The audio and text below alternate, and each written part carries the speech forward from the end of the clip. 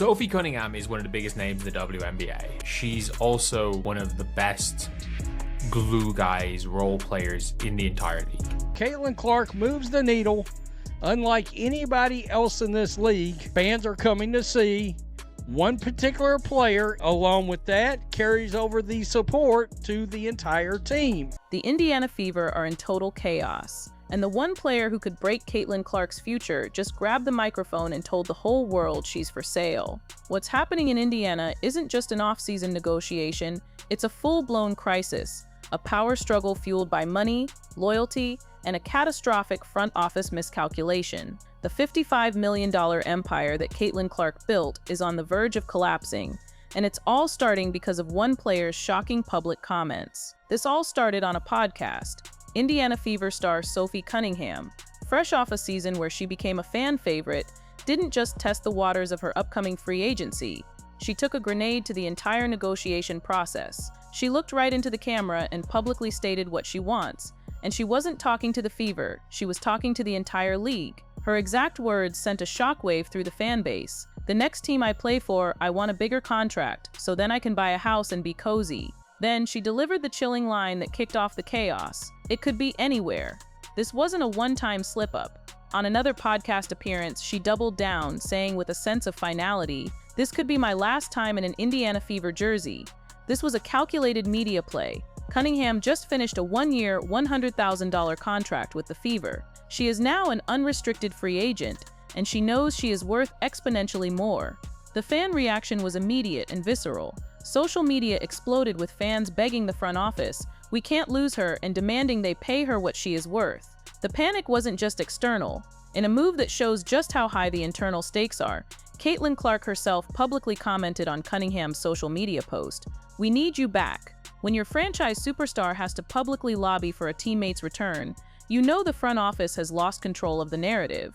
But why is this happening now? This isn't a normal free agency. The WNBA and the WNBPA are in the middle of negotiating a new collective bargaining agreement, or CBA. Because of this, nearly every single WNBA veteran, except for just 2 players, is becoming an unrestricted free agent this winter. It's not a free agent pool, it's an absolute frenzy, a league-wide game of musical chairs. So when Sophie says it could be anywhere, she means it. She has ignited an open auction for her services. As one analyst's audience member shrewdly pointed out, Sophie is doing exactly what her agents want her to do. She's posturing and negotiating through the press. She is weaponizing the fans against the Fever's front office, forcing them into a public relations nightmare where they either overpay or look like fools. But why is this one player who was on a $100,000 contract so critical? Why would her exit break Caitlyn Clark? To understand that, you have to understand that Sophie Cunningham's value isn't just in the box score. On this team, she's the most important person on the court who doesn't have the last name Clark. She's the enforcer. To the outside world, Caitlyn Clark is an untouchable superstar, the face of the league. But inside the WNBA, to her opponents, she's a target. And during her rookie season, as the cheap shots and rough treatment piled up, only one player was willing to get ejected, fined, and start a brawl just to send a message. That was Sophie Cunningham. Her true value to the Indiana Fever was cemented on June 17th against the Connecticut Sun. In that game, J.C. Sheldon was seen poking Caitlyn Clark in the eye. The refs missed it, the game moved on. But Cunningham did not. She waited. Later in that same game, in the fourth quarter, Cunningham made her move. She grabbed J.C. Sheldon and in a move that shocked the arena, threw her to the ground in clear and undeniable retaliation. It was a professional foul, a message sent to the entire WNBA. The act got her immediately ejected. It started a brawl. It earned her a fine from the league. And it made her an absolute legend to the Indiana fan base, and most importantly, in her own locker room. This one act cemented her status as Caitlyn Clark's enforcer. She quickly endeared herself to fans with her tenacity and competitive spirit, and the front office loved that she embraced the high-intensity bursts of emotion. This enforcer status isn't just a nickname, it's a brand. In the 3 days after that scuffle, Cunningham gained nearly 1 million new social media followers. And in a marketing move that was almost too perfect, she immediately secured an endorsement deal with Ring Home Security cameras. Her advertisement was a masterpiece of brand alignment, with Cunningham joking, "On the court, I protect my team. At home, @Ring protects me." Sophie Cunningham's real job isn't just to hit threes. Her job is to protect the asset. and that asset is the Indiana Fever's entire $55 million media empire. General manager Amber Cox, who acquired Cunningham, specifically praised her as someone always willing to step in and do whatever it takes to win. But this has created a massive internal conflict. There have been reports of tensions and power struggles boiling over within the Fever organization. One explosive rumor detailed a confrontation between the GM and the front office, specifically over the team failing to properly defend Caitlyn Clark. This has created a philosophical divide in the organization, a war between toughness versus optics. Sophie Cunningham is the living, breathing manifestation of that internal war. She represents the toughness faction, the one player willing to do what the front office seemingly is too conflicted to do, protect their superstar at all costs. This is why her threat to leave is so devastating. She's not just a player, she's the team's muscle, the brand's bodyguard.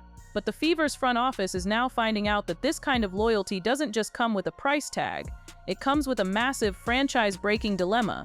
Because Sophie Cunningham isn't the only superstar they're terrified of losing.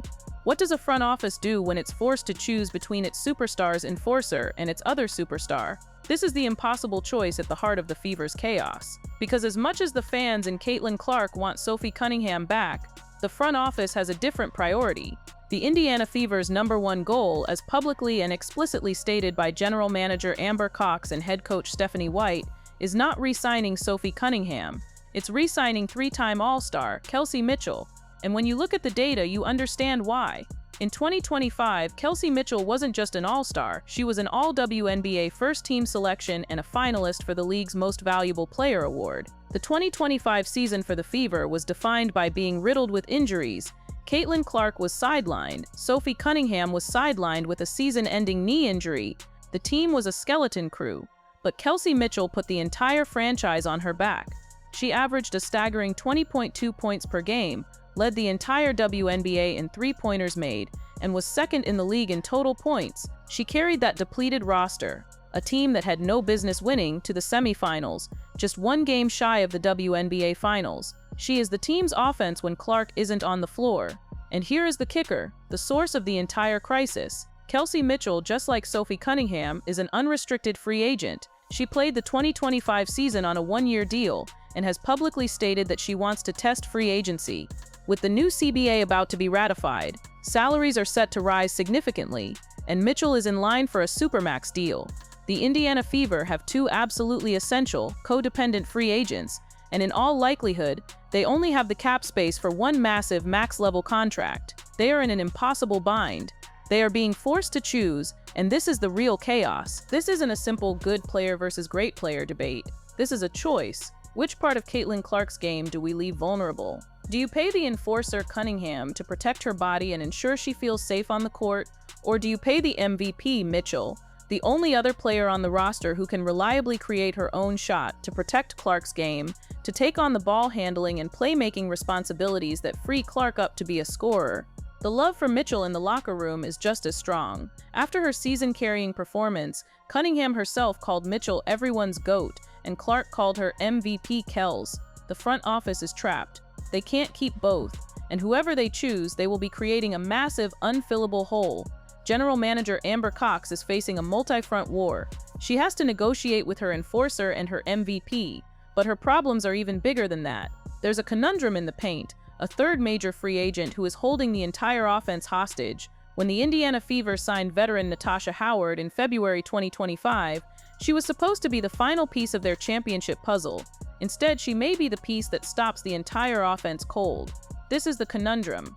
Howard is the third major free agent at the center of this crisis. She's a 34-year-old veteran with a resume that screams winner, a former Defensive Player of the Year, a two-time All-Star, and a three-time WNBA champion. The Fever signed her to a one-year max contract worth $214,466, specifically to be a veteran mentor for their young core of Caitlyn Clark and Aaliyah Boston. On paper, it was a perfect move, and on the stat sheet, it looked like it worked. Howard started all 44 regular season games, averaging a solid 11.4 points and 6.6 rebounds. She was a steady professional presence who helped guide the team through a brutal, injury-plagued season. But here's the problem. The stat sheet lies. If you watch the tape, as many analysts and fans have, you see the conundrum. The fit on the court has been, to put it mildly, awkward. The Indiana Fever's entire offensive philosophy is built around one thing: creating space for the two-player game between Caitlyn Clark and Aaliyah Boston. They need shooters and cutters. Natasha Howard, for all her defensive strengths, is the opposite of that. Critics have been ruthless. She has been called a ball stopper with severe tunnel vision, who kills spacing. She clogs the driving lanes that Clark and Boston need to operate. Fans have pointed out in frustration that she looks off the star guards, including Clark and Kelsey Mitchell, to throw up highly contested shots in the paint. As one analyst put it, the offense, which is designed to be free-flowing, simply stops when the ball gets to her. The team's max contract player is a fundamental philosophical mismatch with their generational superstar. And of course, Howard is also an unrestricted free agent in 2026. This is the three-body problem, and it's the real source of the Fever's chaos. It's not a simple two-way choice. They have three essential, expensive, and aging free agents, and they can't pay all of them. The enforcer Cunningham, critical for Clark's physical protection and the team's brand. The MVP Mitchell, critical for Clark's offensive support and the team's scoring. The veteran Howard, a DPOY-level defender and the only player with championship DNA, but an offensive liability. This is a catastrophic roster-building error coming home to roost. They can't pay all three, but each one they let walk leaves a massive gaping hole. Let Howard walk, and their post-defense and veteran leadership are gone. Let Mitchell walk, and their offense collapses. Let Cunningham walk, and Caitlyn Clark's enforcer is gone. Three essential players, all on one-year deals, all at the same time. And this disaster is happening just as the real value of the Indiana Fever has been exposed to the world. In 2025, the Indiana Fever's social media value was $55 million. The second-place team, the Dallas Wings, was $8.6 million. This isn't growth. This is a mutation. This is the Caitlyn Clark effect quantified, and the numbers are almost hard to believe. A stunning report from marketing agency STN Digital and insights platform Zoom analyzed over 20,000 pieces of social media content from the 2025 WNBA season. What they found is that the Indiana Fever didn't just lead the league in engagement, they broke the league. The Fever generated a staggering 1.17 billion impressions. Their total social value, $55.4 million, was more than 6 times the value of the second-place Wings. To put that in perspective, the Fever's value was more than the next 7 teams combined. Their top-performing YouTube video alone generated $733,594 in social value, the most valuable single post in the entire league. This is what a generational superstar does. This is the Caitlyn Clark effect. But here's the problem for the Fever front office. It's not just the Caitlyn Clark effect. If you look closer at the online conversation, at the analyst breakdowns, and at the fan chatter, this $55 million explosion is explicitly linked to both Caitlyn Clark and Sophie Cunningham. That enforcer moment, the brawl, the ejection, that wasn't just a basketball play, it was a viral marketing event. It's the moment that created the Fever narrative, a team that protects its own. Sophie's ring endorsement, born directly from that incident, is proof of her individual brand's power and its direct connection to this multi-million-dollar protection narrative. This $55 million report is the worst possible thing that could have happened to the Fever's front office during this negotiation. This is Sophie Cunningham's ultimate leverage. This report is her ace. Her agent can now walk into GM Amber Cox's office, slap this report on the table, and deliver a simple, devastating message. My client's $100,000 contract was an insult. She isn't just a role player. She's a co-founder of this $55 million media brand. She's not asking for a raise. She's demanding her equity. She has the on-court stats. She has the enforcer reputation. And now she has the cold, hard data that proves her multi-million-dollar brand value. And the Fever's front office has no one to blame but themselves, which makes the original trade to get her look like a catastrophic miscalculation. Let's rewind the tape to February 2025. The Indiana Fever, high on the knowledge they were about to draft Caitlyn Clark, decided to make a big move. They entered a massive 10-team trade to acquire Sophie Cunningham from the Phoenix Mercury. The Fever front office was excited. GM Amber Cox, who had loved Cunningham's game since college, called her a perfect fit and a proven shooter who had the high basketball IQ and competitive spirit the team needed. But what did they give up to get this perfect fit? They sent away former number 2 overall pick Nalissa Smith and, crucially, the 8th overall pick in the upcoming draft. Or at the time, analysts were not impressed. ESPN and other pundits immediately panned the deal, rating the trade a C for Indiana. The logic was simple and brutal. The Fever overpaid. They traded a young, talented player in Smith, and more importantly, They traded a 4-year cheap rookie-scale lottery pick for what was essentially a 1-year rental. Sophie Cunningham was on the last year of her deal, and the Fever acquired her with no long-term contract control. And here is the crushing, beautiful irony. The front office was right. Cunningham was the perfect fit. She was so perfect, in fact, that her value as the enforcer and brand exploded in a way no one could have predicted. The front office, in their attempt to find the perfect role player for Caitlyn Clark, accidentally created a new star. They gave a 1-year rental player the perfect platform, playing next to the most famous women's basketball player on earth, to massively inflate her value. And they did it all while securing zero long-term control. This is the catastrophic miscalculation. The front office created this monster. They turned a $100,000 role player into a multi-million-dollar asset for other teams to bid on. Now they are trapped in a sunk cost fallacy. If Sophie Cunningham walks, they just traded the 8th overall pick for absolutely nothing. It's a fireable offense, but if she stays, it's because they were forced to massively overpay her just to justify the sunk cost of that disastrous C trade. It's a perfect storm of chaos, a roster full of 1-year deals, a 3-body problem with their biggest stars, and a C trade that's about to blow up in their faces. And it's all about to break Caitlyn Clark's career. Right now, as you're watching this, the Indiana Fever roster for the 2026 season has exactly 3 players on it: Caitlyn Clark, Aaliyah Boston, and rookie Michaela Timpson. That's it. Everyone else is gone. The team that shocked the world, the team that survived a record-breaking number of injuries to come 1 game away from the WNBA Finals, is about to be wiped out. This isn't an exaggeration. It's a roster apocalypse. 8 Indiana Fever players are set to become unrestricted free agents. The entire core of that magical 2025 run, the culture that GM Amber Cox worked so hard to build, is evaporating. We've talked about the big 3: Cunningham, Mitchell, and Howard, but it's also Lexi Hull, a player who stepped up massively in the playoffs, averaging 10.3 points and 5 rebounds and becoming a fan favorite in her own right. She's a free agent. The entire support system is gone. This is all happening due to the perfect storm of the CBA negotiations and a new expansion draft, which is about to pick the bones of rosters like this one. The 2025 Fever were a miracle. They set a franchise record that no one wants: 5 season-ending injuries. They were so depleted they had to use 18 different players throughout the season.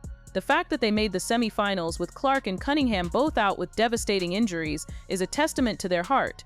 And now, that heart is being ripped out. This is why Sophie Cunningham's exit breaks Caitlyn Clark's future. It's not just about losing her enforcer, it's that Cunningham is the first domino in the roster apocalypse. Clark's future is broken because she is about to be sent back to square one. The 2026 roster is just her, Aaliyah Boston, and Michaela Timpson. And who is Timpson? A raw second-round rookie project, a player who showed flashes but was wildly inconsistent, and whom fans are already worried isn't getting better as she's being shipped to Europe to develop. Caitlyn Clark is about to lose her entire support system. She'll have no enforcer, Cunningham, no co-scorer, Mitchell, and no veteran, Howard. She'll be back to where she started, a generational talent on a team full of rookies and projects. The Fever front office is in an unwinnable situation, and Sophie Cunningham, the player they traded their future for, just made her final brutal move. So who is Sophie Cunningham? Is she the loyal enforcer, the glue guy who loved being here and is willing to do anything to protect her teammates?